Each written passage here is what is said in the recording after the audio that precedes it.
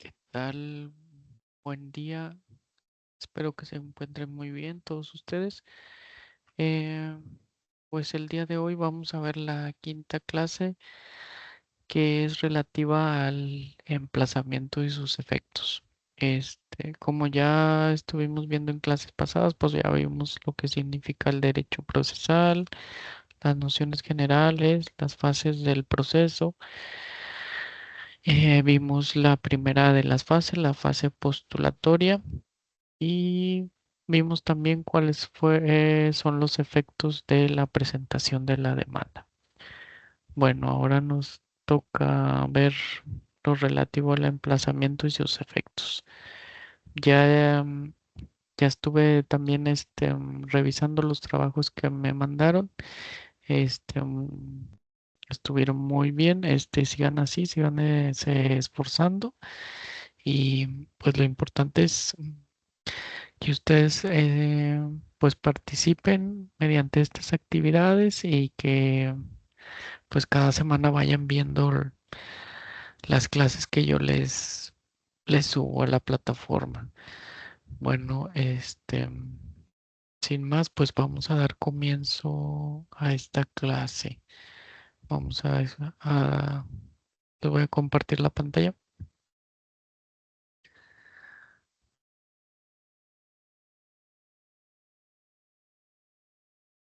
Muy bien. Dice emplazamiento y sus efectos. Emplazamiento. ¿Qué o sea, qué entienden ustedes por cuando yo les digo emplazamiento? ¿Qué se les viene a la mente? Bueno, en términos generales, emplazar significa conceder un plazo para realizar determinada actividad procesal. Sin embargo, la palabra emplazamiento se reserva generalmente para el acto procesal ejecutado por el notificador o actuario, en virtud del cual el juzgador hace del conocimiento del demandado la existencia de una demanda en su contra y del auto que la admitió y le concede un plazo para que la conteste. Muy bien, pues como podemos ver aquí, lo que nos dice es que el emplazamiento es el acto por el medio del cual el juez hace del conocimiento a la parte demandada de que existe, pues sí, precisamente una demanda interpuesta en su contra y que ésta fue admitida a trámite y le otorga un plazo para que conteste la demanda. En materia civil, pues el plazo para contestar la demanda puede variar según sea el juicio. Puede ser un juicio ordinario civil o ejecutivo civil. Depende de qué tipo de juicio se promueva, es el término que la ley nos otorga para dar contestación. Bueno, ¿y cómo se hace este emplazamiento? Bueno, el juez es el que cuando se le presenta la demanda, él determina si la admite, la previene o la desecha.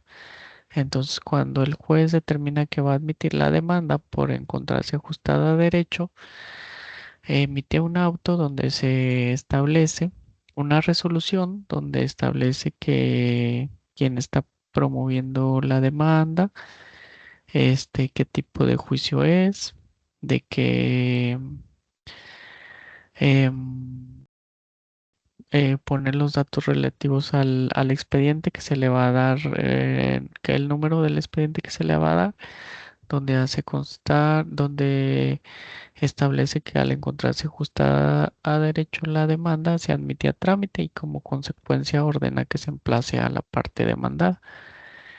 Entonces se le denomina como el auto de erradicación. Entonces ya que tenemos ese auto donde admitió la demanda y que ordena que se haga del conocimiento a la parte demandada, el juez tiene una persona encargada de hacer esta cuestión, de realizar todas estas gestiones. Como que el puesto se le denomina actuario, él es el actuario, es la persona encargada de realizar todas las notificaciones que se manden realizar de manera personal dentro del procedimiento. Entonces el juez se vale de este funcionario, el actuario, para que a través de esta persona se pueda materializar el emplazamiento a la parte demandada. Muy bien, vamos a ver. El emplazamiento consta de dos elementos. Una notificación por medio de la cual se hace saber al demandado que se ha presentado una demanda en su contra y que ésta ha sido admitida por el juez. Y un emplazamiento en sentido estricto, el cual otorga al demandado un plazo para que conteste la demanda. O sea, el emplazamiento tiene esos dos elementos que por un lado es una notificación que se hace saber de la demanda que se promovió en su contra y por el otro lado es un emplazamiento porque otorga a la parte demandada un plazo para que ésta la conteste. Ahora tenemos que el emplazamiento del demandado constituye una de las formalidades esenciales del procedimiento que se encuentra prevista en el artículo 14 constitucional, el cual establece la llamada garantía de audiencia. Em, bueno, ¿qué son las formalidades esenciales del procedimiento? Para establecer cuáles son las formalidades esenciales del procedimiento, vamos a ver lo que nos dice la Suprema Corte de Justicia en el siguiente criterio jurisprudencial. Dice, formalidades esenciales del procedimiento son las que garantizan una adecuada y oportuna defensa previo al acto privativo. Dice, la garantía de audiencia establecida por el artículo 14 constitucional, lo que estábamos diciendo hace un momento, dice, consiste en otorgar al gobernador la oportunidad de defensa previa al acto privativo, en este caso, bueno, dice privativo de la vida, pero bueno, aquí a lo que vamos de que el emplazamiento traducido a lo que nos dice este criterio, es la oportunidad que se le da al gobernado para defenderse, porque se le hace a través del emplazamiento, se le hace del conocimiento a la parte demandada que hay un juicio entablado en su contra y se le da el término para contestar. Y dice, consiste en otorgar al gobernado la oportunidad de defensa previamente al acto privativo de la vida, de libertad, propiedad, posesión o derechos. Y su debido respeto impone a las autoridades, entre otras obligaciones, la de que en el juicio se cumplan las formalidades esenciales del procedimiento. Estas son las que resultan necesarias para garantizar la defensa adecuada antes del acto privativo y que de manera genérica se traducen en los siguientes requisitos. Dice número uno, la notificación del inicio del procedimiento y sus consecuencias. Ahí pues iría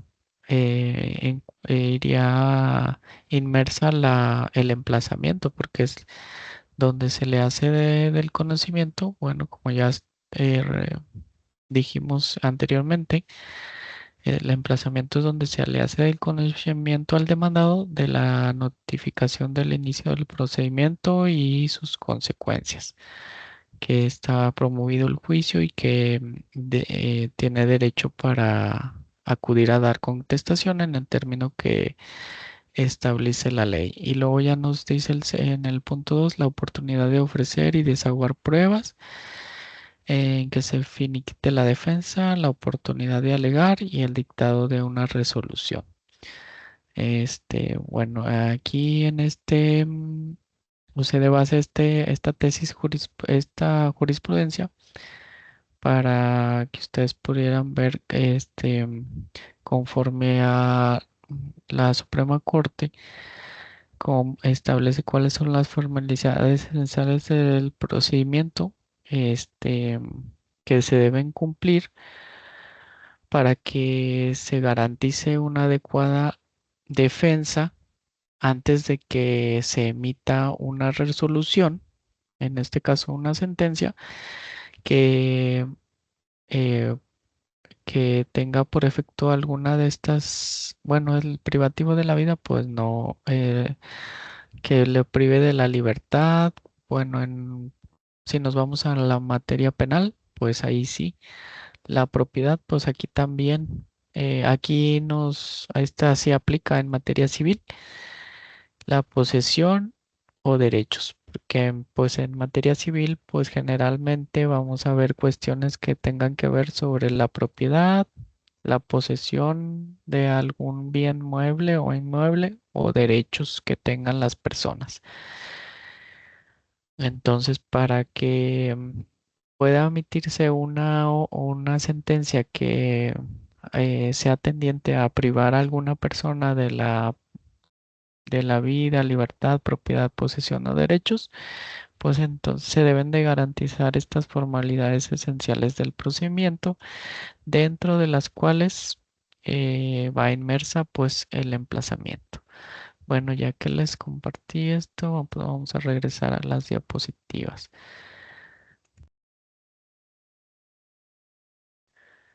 Em, y aquí está pues un poco explicado lo de que les comenté hace, lo que nos decía la jurisprudencia de la Suprema Corte, dice formalidades esenciales del procedimiento. Dice un acceso a la justicia no solo formal, sino que reconozca y resuelva los factores de desigualdad real de los justiciables, el desarrollo de un juicio justo y la resolución de las controversias de forma tal que la decisión adoptada se acerque al mayor nivel de corrección del derecho, es decir, se asegure su solución justa. Muy bien.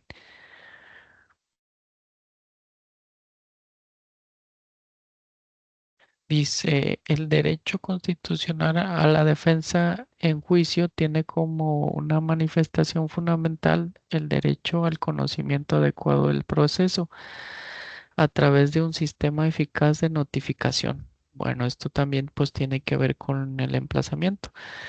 Nos hace referencia a que el derecho a la defensa, o sea, tiene que ver con una adecuada, por decir, un adecuado emplazamiento, que en verdad se haga del conocimiento de la parte demandada que existe un juicio en su contra.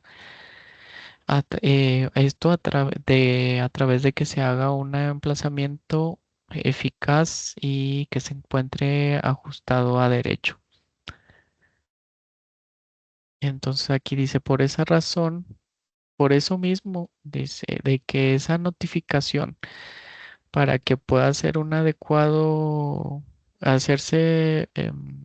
ejercer un adecuado derecho a la defensa, esa notificación o ese emplazamiento pues debe de cumplir con ciertas formalidades que nos establece la ley y algunos criterios jurisprudenciales.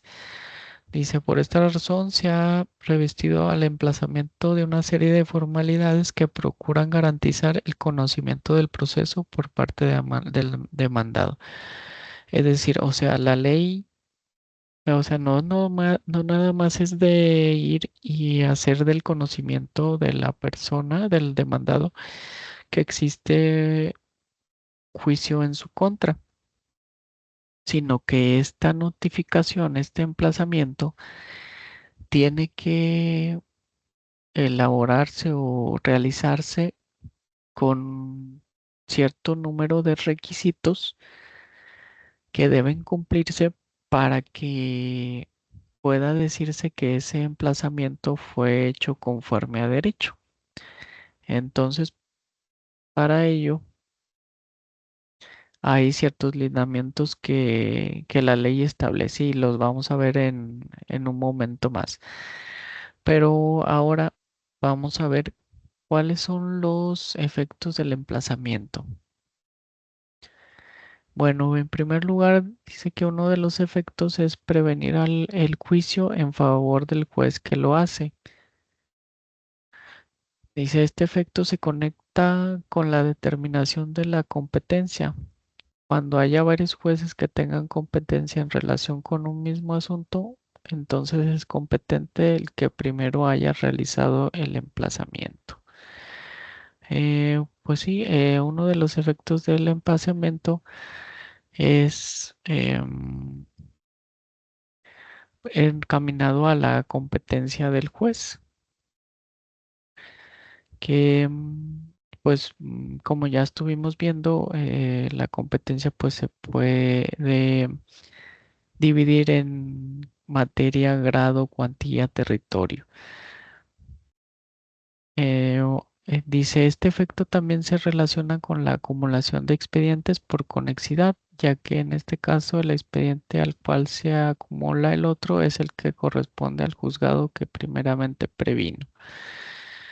Bueno, aquí se refiere de los casos en que existan mm, dos juicios diversos sobre una misma cosa, una misma, que sean las mismas partes, que sea el mismo objeto. Puede darse el caso de que existan dos juicios diversos sobre que tengan un mismo fin. Por ejemplo, vamos a poner como ejemplo en un contrato de compraventa entre dos particulares sobre un bien inmueble, una casa. Se celebra el contrato de compraventa y vamos a decir que ahí se presenta un incumplimiento respecto de la parte compradora en el pago del precio. Y la parte vendedora pues promueve juicio para lograr el debido cumplimiento del contrato y que les sea pagado el precio de la compraventa. Entonces, este promueve acción, presenta su demanda, se admite y se ordena emplazar.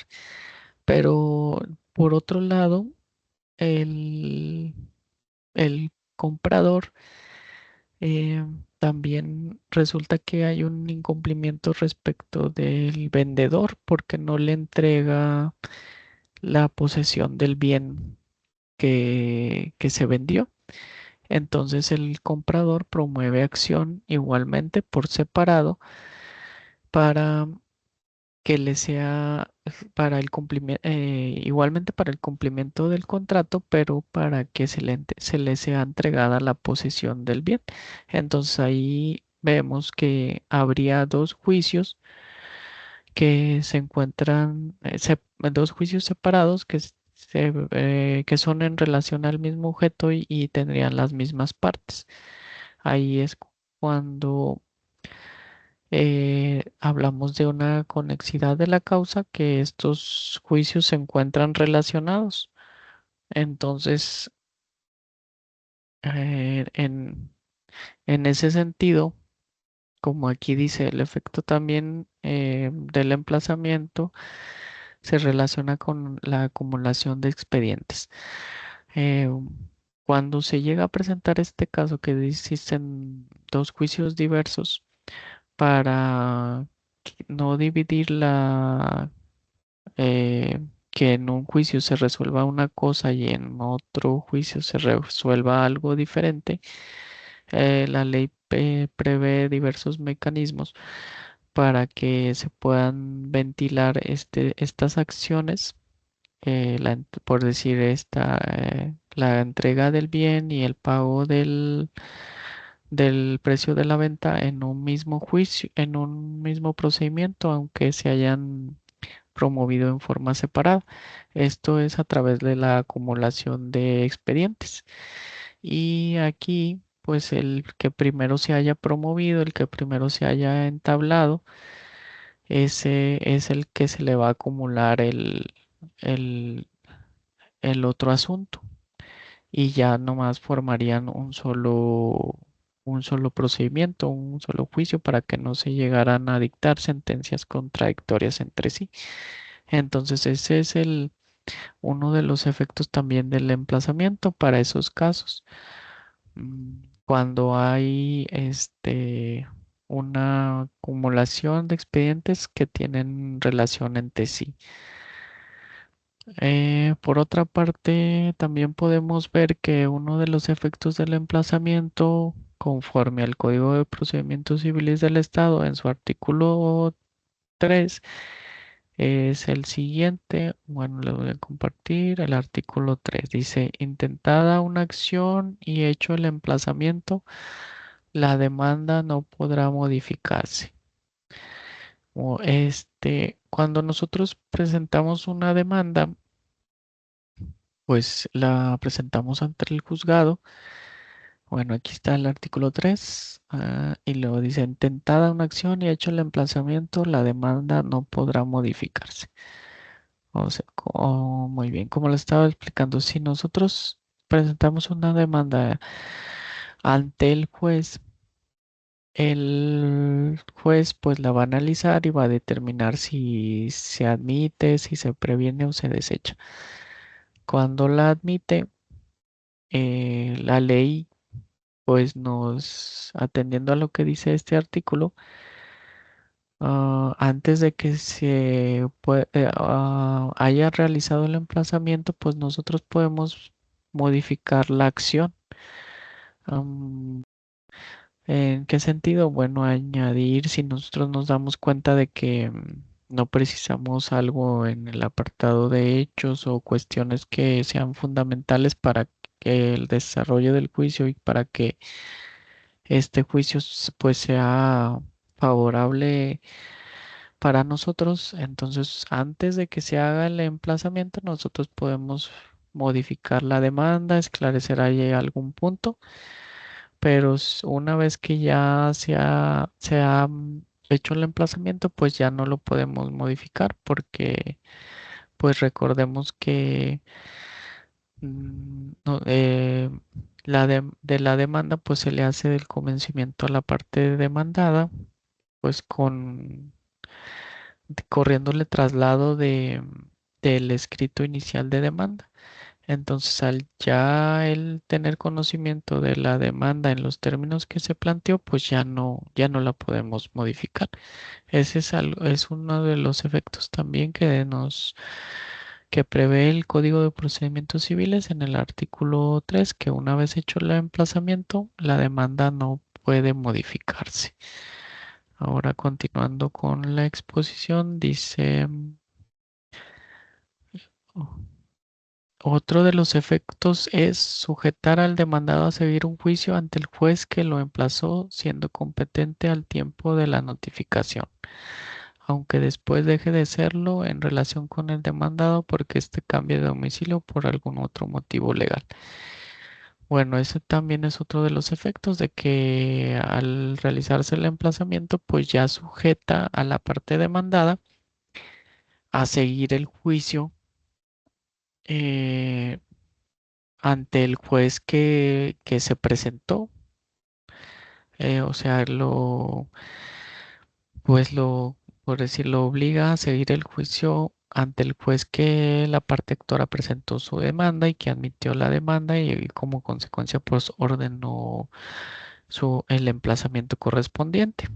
Sin embargo, eh, pues esta sujeción pues no es tan, o sea, no es tajante, sino que existen excepciones porque conforme a la legislación procesal civil, el- pues la parte demandada al momento de dar contestación puede controvertir la competencia del juez para conocer del asunto. De ahí que, como por decir, aquí se actualiza lo que dice por algún otro motivo legal. En este caso, el motivo legal sería que se promoviera una incompetencia del juez y ya pues se resolvería si ese juez ante el cual la parte actora promovió la demanda es competente para conocer del asunto. Ahí sería una excepción o para que el demandado se siguiera sujetando a ese juez que ante el cual fue interpuesta la demanda. También tenemos que otro de los efectos del emplazamiento es imponer la carga de contestar la demanda al demandado ante el juez que lo emplazó, dejando a salvo el derecho de promover la incompetencia. Bueno, es aquí lo que les decía de que pues él al momento de dar contestación puede manifestarse en relación a que si él considera o no que el juez ante el cual se promovió la demanda es competente.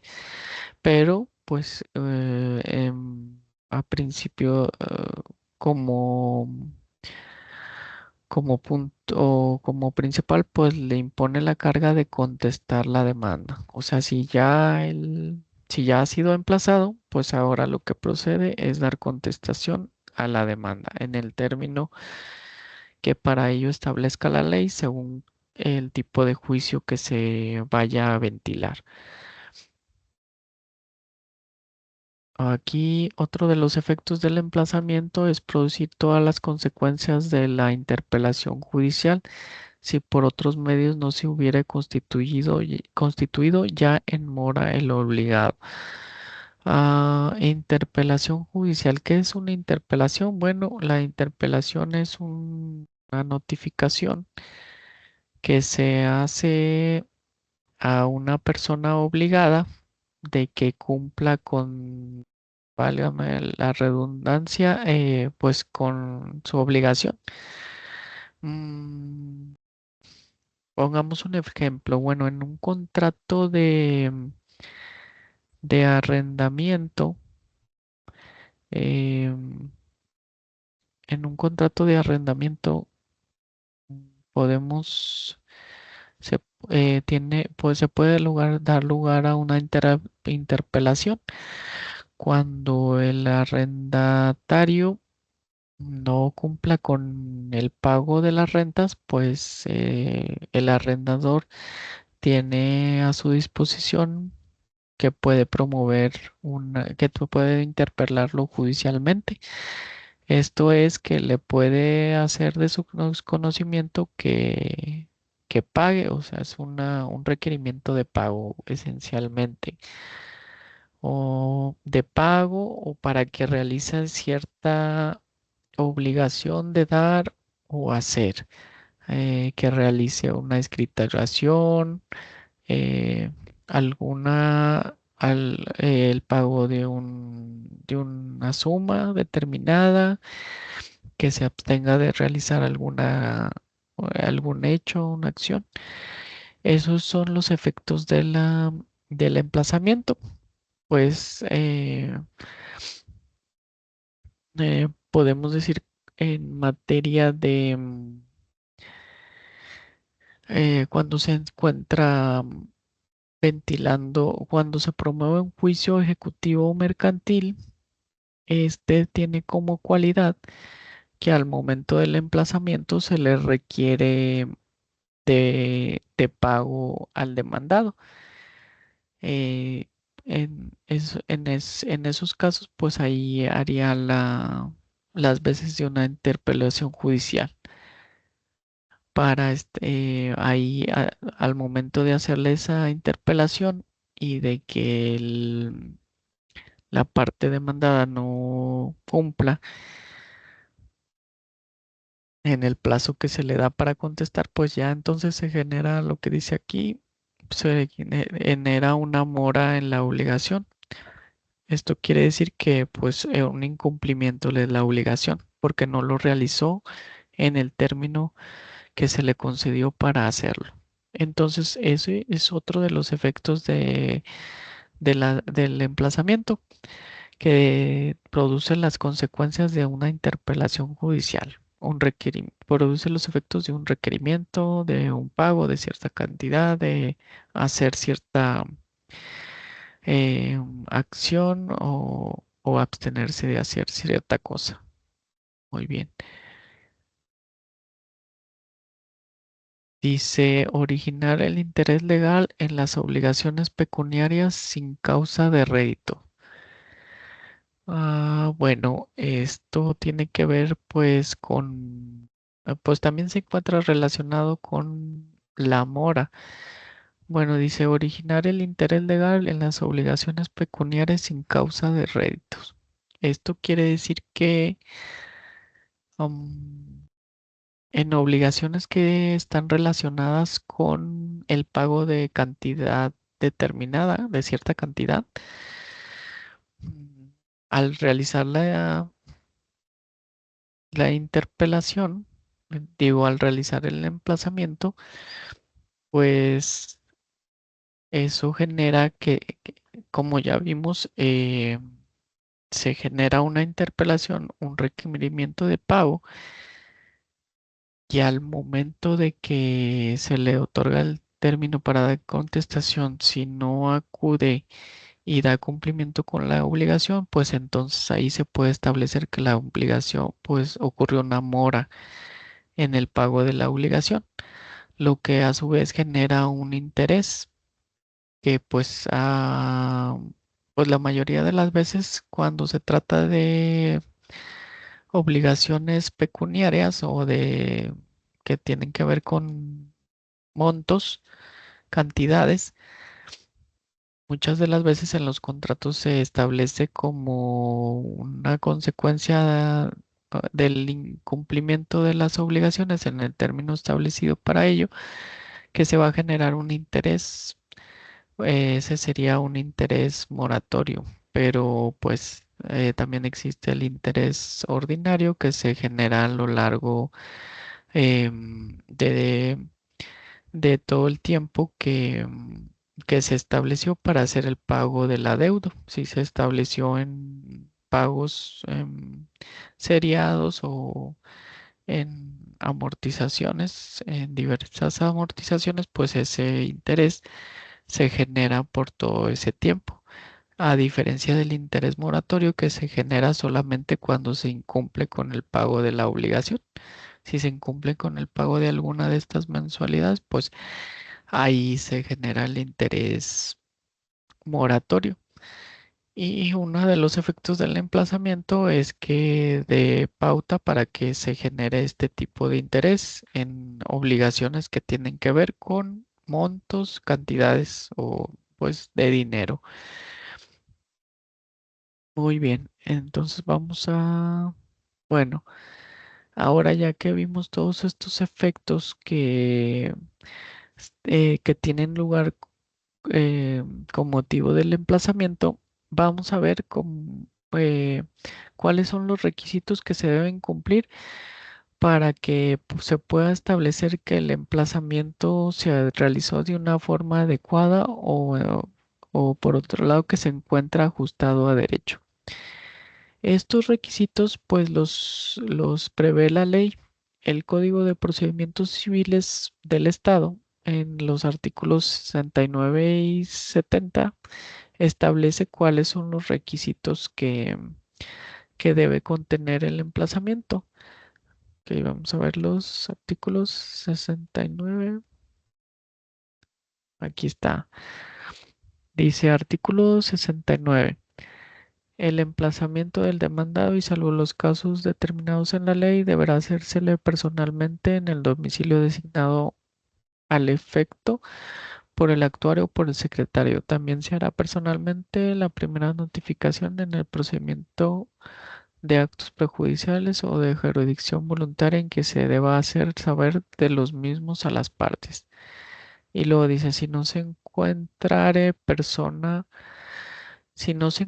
presente la persona interesada y después de que el notificador se cerciore por el informe de dos vecinos de que la persona de que se trata vive ciertamente en el lugar designado, de todo lo que tomará razón pormenorizada en autos, suscribiendo el acta los vecinos si quisieren y supieren hacerlo. La notificación se llevará a efecto por medio de un instructivo en el que se hará constar el número de expediente, el nombre y apellidos del promovente, el objeto de naturaleza de la promoción, el del juez o tribunal que mande practicar la diligencia con copia íntegra de la determinación que se mande notificar, la fecha y hora en que se entregue el instructivo y el nombre y apellidos de la persona a quien se entrega.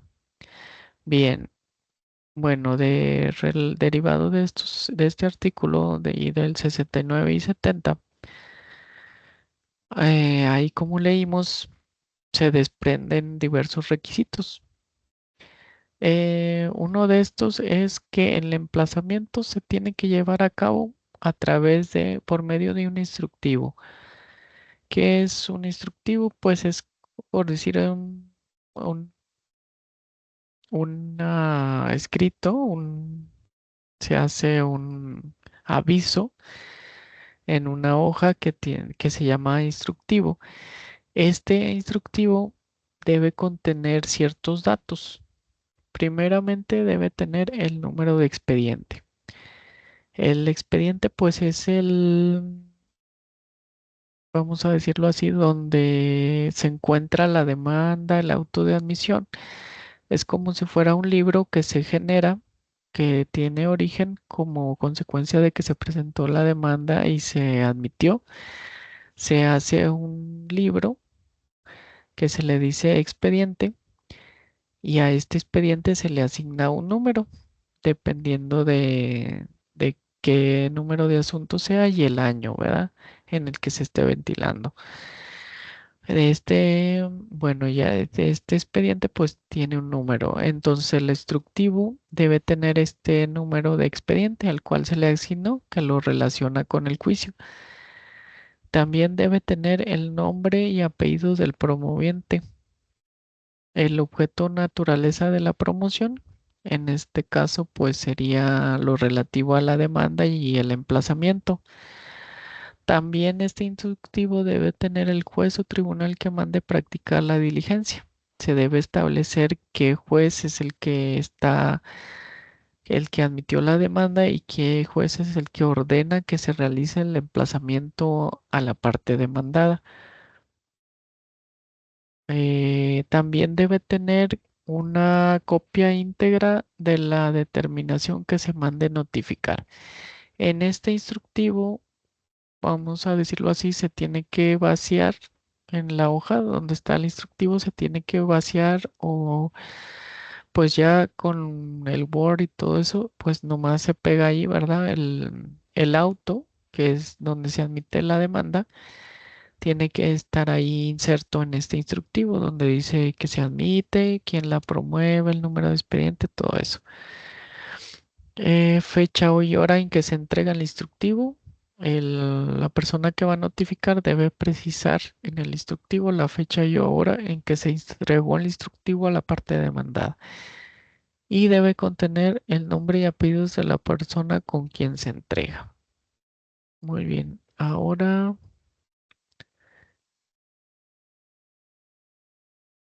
otro de los requisitos es que debe hacerse en forma personal en el domicilio que se designó para tal efecto. Esto quiere decir que el emplazamiento debe hacerse saber de manera personal a la parte demandada. O sea, debe buscarse que sea la misma parte demandada quien reciba esta notificación y así hacerle del conocimiento de que existe una demanda en su contra. Y también es muy importante que esta notificación se realice en el domicilio que se designó para tal efecto.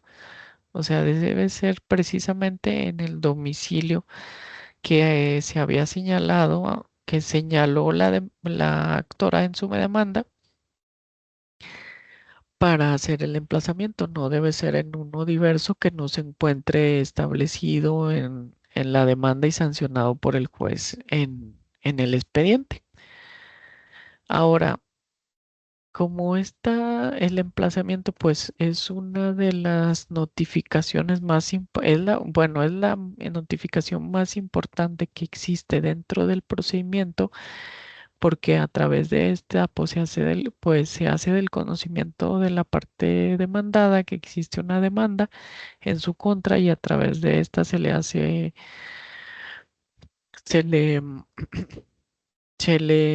bueno, se le da pauta para el derecho que tiene para defenderse. Entonces la persona encargada de realizar la notificación, que es el actuario, debe cuidar que todos estos requisitos se cumplan en la notificación que él realice y debe quedar asentado de forma fehaciente que esta notificación se realizó. ¿Y cómo se podría establecer el ciudadano actuario que esta notificación se realizó? Pues bueno, aquí la ley pues también nos pone ciertos requisitos eh, que debe contener la notificación para que se pueda cumplir esa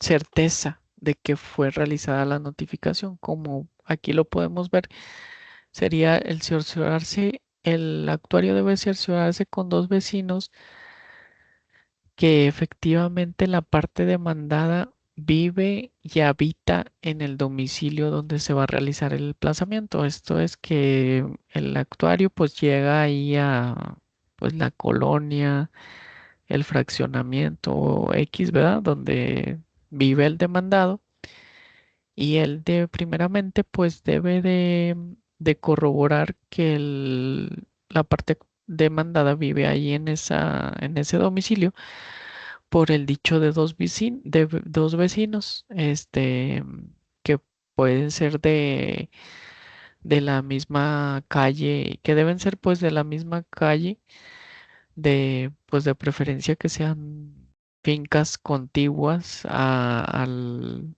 domicilio donde se va a emplazar al demandado y les debe preguntar pues por lo general se le pregunta si conoce a la parte demandada, si sabe que habita en el domicilio ubicado en tal. También, bueno, aquí el código no lo establece, pero la Suprema Corte de Justicia pues ya se ha pronunciado en relación a estos requisitos que deben de tener el emplazamiento para poder determinar que existe una certeza en que efectivamente se le hizo del conocimiento a la parte demandada y precisa como como requisitos, bueno, que el actuario debe asentar en el acta que se levante con motivo del emplazamiento los rasgos físicos de las personas o de los vecinos con los cuales se cercioró que efectivamente la parte demandada vive y habita en el domicilio señalado para el emplazamiento. Y entonces también aquí nos dice que estos dos vecinos deben suscribir el acta. Bueno,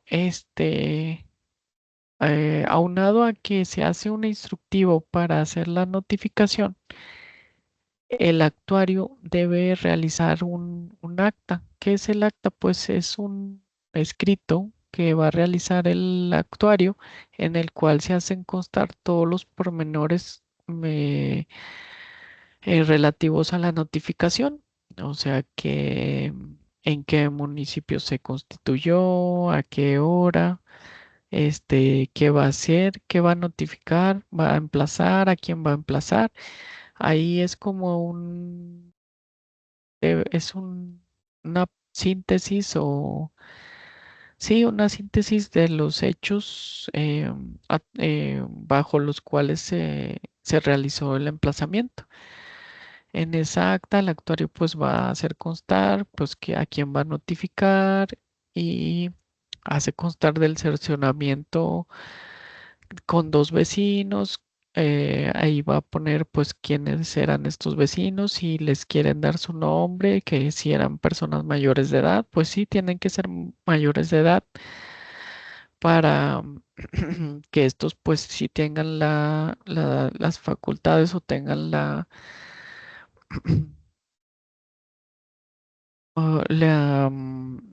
el ejercicio o bueno, sí, la facultad para pues para poder darle razón de la parte demandada, o sea, de que efectivamente viva ahí.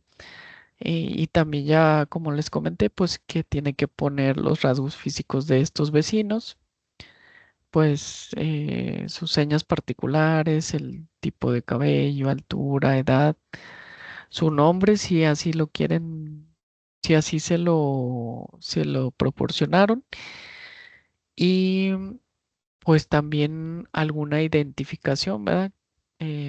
Y asentarlo en el acta. Entonces, este tipo de cercionamiento, pues es una como una medida que se agrega, que es, si bien pues viene aquí contemplado como, como requisito cerciorarse con dos vecinos, esto pues da certeza a la notificación para establecer que efectivamente pues sí fue realizada y sí fue entendida con la parte demandada. Entonces aquí tenemos que, como ya habíamos dicho, continuando con el otro requisito, dice el instructivo puede entregarse a los parientes o cualquier otra persona capaz que se encuentre en la casa donde se practique la diligencia. Como ya establecimos, el emplazamiento pues debe efectuarse personalmente con la parte demandada, pero no es estrictamente necesario atendiendo a la materia civil. El Código de Procedimientos Civiles no establece eh, que eso sea estrictamente necesario, sino que si el actuario va al domicilio señalado para emplazar, se cerciora con el dicho de dos vecinos que efectivamente allí habita y vive la parte demandada, eh, y va y se constituye en el domicilio y no lo atiende la parte demandada, sino que lo atiende una persona diversa que también habita en esa finca, y esta misma le manifiesta que sí, efectivamente ahí vive la parte demandada, pero que de momento no se encuentra. Eso no es impedimento para que no pueda realizarse el emplazamiento, sino que también puede realizarse con cualquier otra persona capaz, mayor de edad, que no tenga alguna condición que impida su capacidad, que limite su capacidad o que lo torne incapaz, que se encuentre allí en ese domicilio y le puede entender el emplazamiento con esta persona. Quien a su vez pues le tiene que hacer del conocimiento a la parte demandada ya cuando ésta se encuentre presente allí en ese domicilio. Entonces, pues si bien este debe ser el emplazamiento de manera personal a la parte demandada, si ésta no se encuentra en el momento en que se llevó a cabo dicho emplazamiento, pues no es un motivo para que no se pueda realizar, sino que al haberse cerciorado por el actuario de que efectivamente vive y habita ahí el demandado con el dicho de dos vecinos y con lo manifestado con la persona que lo atiende, eso es suficiente para que pueda entenderse el emplazamiento con la persona que se encuentre en el domicilio. Ahora, bueno, pues al momento de emplazar y en cualquier, mm, bueno, en el caso del emplazamiento, aquí tenemos el siguiente requisito, dice, en caso de no encontrar a persona alguna, si las presentes se negaren a recibir a recibirlo, pues quiere decir a recibirle el instructivo para que se materialice el emplazamiento. La legislación procesal civil prevé medidas que pueden tomarse en caso de que no se encuentre alguna persona en el domicilio o si se encuentra presente persona alguna, ésta se niegue a recibir la notificación, el emplazamiento. Dice que el instructivo, del que ya hemos comentado, se puede pegar en la puerta o en el lugar más visible de la casa, de la vivienda. Entonces tenemos que, en caso de que el actuario no encontrare persona alguna y eh, o que, o que por otro lado las personas que se encuentran en esa vivienda, en ese domicilio, se nieguen a recibir la notificación, el emplazamiento, a atender al actuario, pues la ley nos provee, establece ciertas medidas que se deben de tomar, como es que el instructivo se pega en la puerta o lugar más visible. Bueno, en la práctica tenemos que pues sí se suscita este tipo de situación, ¿verdad? Porque hay veces que se va a realizar el emplazamiento y ya van varias veces que ya fue el actuario al domicilio de la parte demandada varias veces y no encuentra a nadie, pero se cercioró con el dicho de dos vecinos que efectivamente allí vive y habita la persona, el demandado, entonces atendiendo a esta cuestión, pues él puede pegar el instructivo de notificación en la puerta de entrada del domicilio o en algún lugar que sea visible, de los más visibles del domicilio.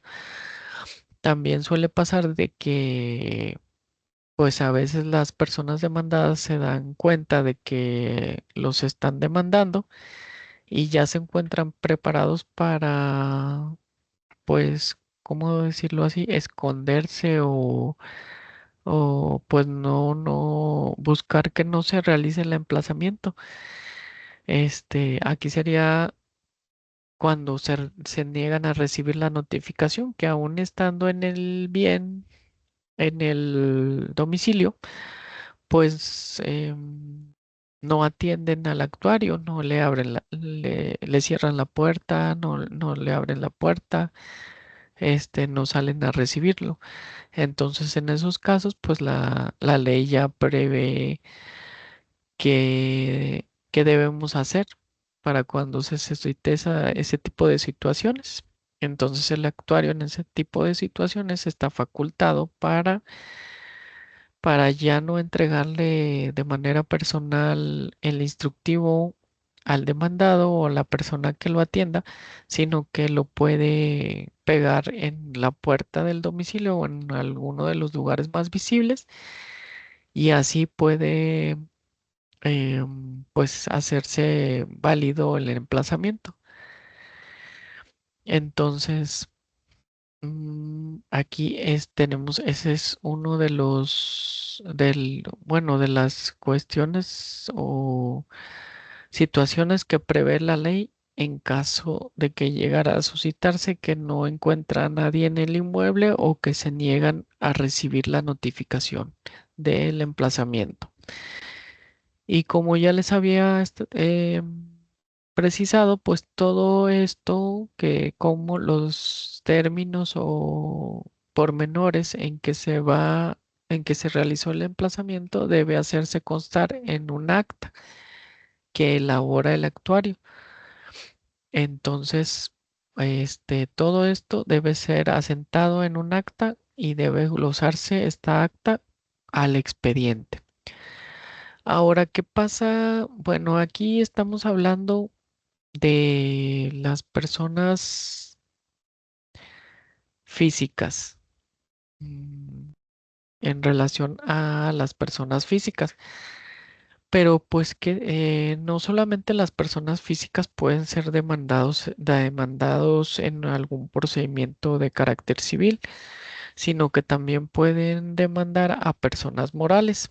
¿Y cómo se va a emplazar a estas personas morales? Bueno, pues estas personas morales se van a emplazar a través de su representante legal o administrador, según sea el caso, ¿verdad? Dependiendo de cómo se estableció que sería representada cada sociedad, cada persona moral en su acta constitutiva, ¿verdad?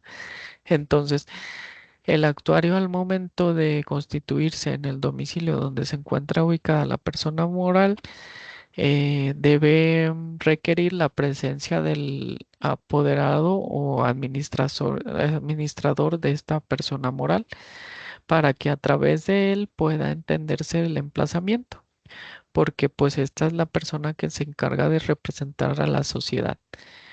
Eso sería en el caso de las personas morales. Bueno, y como vimos, pues esta serie de requisitos son los que contempla la ley para que pueda considerarse el emplazamiento válido y que exista una garantía, que pueda salvaguardarse el derecho de la garantía de audiencia respecto de la parte demandada y como consecuencia también que pueda ejercer de manera correcta su derecho a la defensa al momento de dar contestación. Sin embargo, bueno, en la práctica pues nos encontramos que em, además de este tipo de requisitos, además de estos requisitos que nos marca la ley, pues la Suprema Corte de Justicia y las autoridades, los tribunales federales del Poder de la Federación, en sus diversos criterios, tesis aisladas o jurisprudencias que salen a la luz conforme los casos que se les vayan presentando, ellos también han establecido diversos requisitos que pues vienen contemplados, establecidos en los diversos criterios que sus tribunales federales emiten, ya sea la Suprema Corte de Justicia o los tribunales colegiados o de distrito. Entonces, pues, ¿con qué fin se hacen estos requisitos? Pues como ya lo comentamos, para que se pueda garantizar que existe, que sí en efecto fue realizado el emplazamiento y que se entendió con la parte demandada, para así poder establecer que ésta tuvo conocimiento del juicio que se admitió y se ventila en su contra y así poder comparecer a dar contestación a, a oponer sus excepciones y defensas, ofreciendo pruebas y narrando los hechos que ésta considere. Muy bien, entonces, pues a grandes rasgos, pues estos son los requisitos que la ley contempla para que pueda considerarse como válido el emplazamiento. Ahora, ¿qué pasa cuando el emplazamiento no se realiza se realiza eh, sin que se cumpla alguno de estos requisitos? Bueno, la ley establece mecanismos que pueden hacerse valer por las partes, en este caso la parte demandada, para controvertir este tipo de actuaciones judiciales, como el emplazamiento, cuando este no se realiza conforme a lo que establece la ley, conforme a los requisitos. Entonces, este instrumento, eh, aquí estaríamos hablando de una nulidad de emplazamiento, dice, y esto se encuentra contemplado en el artículo 81 del Código de Procedimientos Civiles del Estado, el cual que dice que las notificaciones que se hicieren en forma distinta a la prevenida en este capítulo serán anulables. Dice la parte agraviada antes de que se pronuncie sentencia definitiva y precisamente dentro de los 5 días siguientes al en que se tenga conocimiento de la notificación mal hecha podrá promover ante el mismo juez o tribunal que conozca del negocio el correspondiente incidente sobre la unidad de notificación y de todo lo actuado desde la notificación hecha indebidamente. O sea, la ley nos le confiere este derecho a las partes para que en caso de que una notificación que tanto la parte actora como la parte demandada consideren que se encuentren mal hechas, pueden hacer valer un incidente, que sería en este caso un incidente de nulidad de notificación.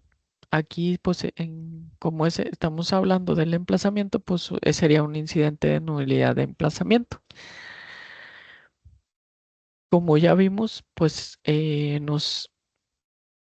la ley nos prevé varios requisitos para poder hacer valer este tipo de derecho para poder solicitar la nulidad del emplazamiento, que dice que tiene que promover este incidente eh, dentro de los 5 días siguientes a las que tenga conocimiento de la notificación mal hecha.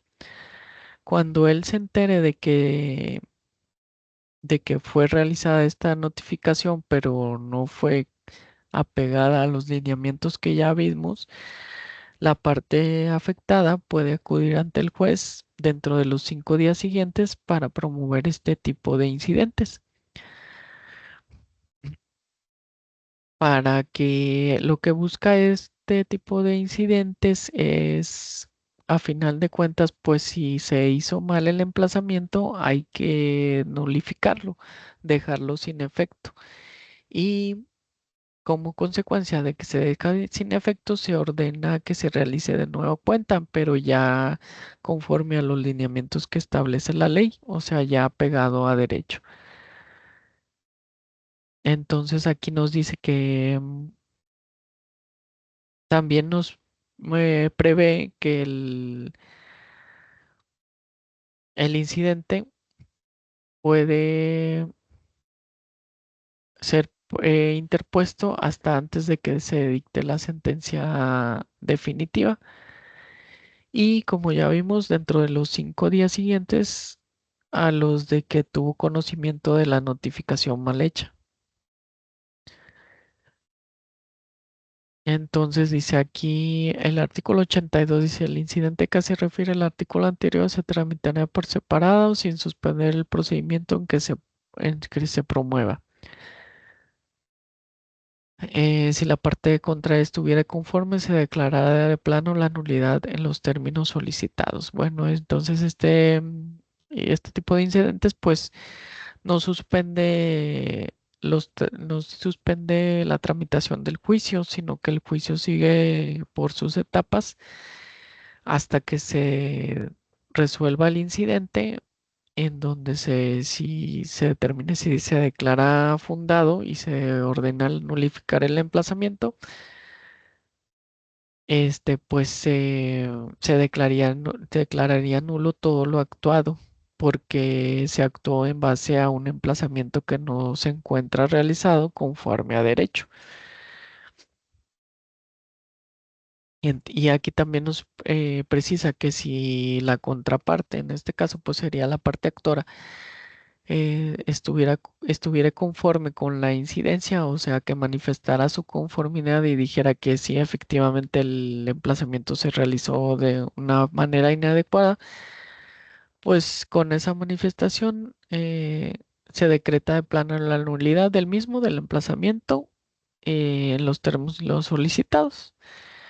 Y esos son, eso es lo relativo a la nulidad del emplazamiento. ¿Qué es la nulidad del emplazamiento? Cuando alguna de bueno, en este caso el demandado considera que no le fue realizado de manera idónea, incumpliendo con alguno de los requisitos de forma que ya vimos, pues él puede promover la nulidad del mismo a través de un incidente para que con esta interposición de este incidente y en su caso al haberse determinado la nulidad del mismo, pues éste pueda ejercer de manera adecuada su derecho a la defensa y su derecho de audiencia. porque lo principal es, como ya vimos, como una de las formalidades esenciales del procedimiento, pues se debe garantizar el derecho de audiencia primeramente de la parte demandada. Pues es una de las, pues si el emplazamiento se realiza de una manera que no es adecuada, pues es una de las violaciones más graves que existe dentro del procedimiento, una de las violaciones procesales más graves, porque pues el emplazamiento es la notificación a través del cual se hace del conocimiento de la parte demandada que existe un juicio en su contra. Muy bien. Y por otra parte, bueno, esto también tiene que ver con lo del principio dispositivo que rige predominantemente en los juicios de naturaleza civil, porque dice en el artículo 83 del Código de Procedimientos Civiles del Estado, dice, se entienden tácitamente consentidas las notificaciones indebidamente hechas cuando el agraviado reciba con posterioridad personalmente una notificación, haga alguna promoción en el procedimiento o asista a cualquier acto o diligencia del mismo, si no se promueve el incidente de nulidad dentro de los 5 días siguientes. Pues bien, aquí nos establece una sanción de que si en este caso la demandada, si acude a contestar y no se inconforma con el emplazamiento, no menciona nada relativo a que se realizó en una forma diversa a la que establece la ley, pues se va a entender que está consintiendo en forma tácita esa notificación que para él pues sí se encuentra realizada de manera adecuada. Entonces, pues esto sería una consecuencia de ese actuar. Sin embargo, atendiendo a lo que ya habíamos establecido de que pues el emplazamiento es es la notificación más importante que existe dentro del procedimiento, pues la Suprema Corte de Justicia en sus diversos criterios ha establecido que este emplazamiento pues debe de estudiarse de oficio por la autoridad, en este caso el juez, pues debe de estudiar de oficio el emplazamiento. ¿Qué quiere decir esto? Que pues él, al momento en que se ha terminado el tiempo, el lapso o el término otorgado para dar contestación y si no ha contestado la parte demandada, pues puede proceder al estudio del emplazamiento para determinar si éste se hizo de manera adecuada o no y emitir l- la, la postura que él considere en caso de que si éste se encuentra ajustado a derecho o no. Muy bien, entonces vamos a continuar con el siguiente tema que es relativo a la fase probatoria. Pero bueno, eso lo veríamos en la siguiente clase. Por lo pronto, en esta clase, pues hasta aquí nos quedamos. Vimos todo lo relativo al emplazamiento, sus efectos, los requisitos, el concepto del emplazamiento, a qué se refiere y la nulidad del emplazamiento.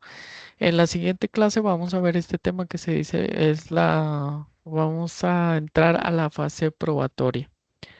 Entonces vamos a ver todo lo relativo al derecho de probar, el concepto de la prueba, los principios rectores de la prueba y otras cuestiones más. Entonces, pues de mi parte es todo. Que tengan excelente semana. Dios los bendiga y aquí nos vemos en la siguiente clase. Mm, bueno, eh, me despido.